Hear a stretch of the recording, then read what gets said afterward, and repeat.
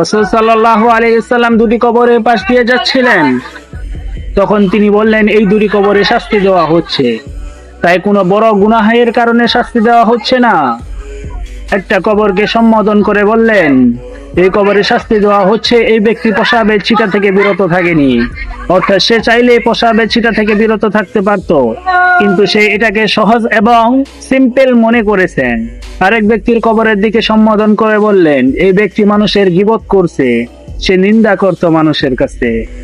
অতঃপর রাসূলুল্লাহ সাল্লাল্লাহু আলাইহি ওয়াসাল্লাম খেজুরের একটি ডাল খুঁজে বের করে সেটা দুভাগে বিভক্ত করলেন এবং উভয় কবরের মধ্যবর্তী স্থানে গেঁথে দিলেন এবং বললেন, যতক্ষণ পর্যন্ত এই ডাল না শুকাবে ততক্ষণ পর্যন্ত আল্লাহ তাআলা সম্ভবত তাদের শাস্তি কমাবেন।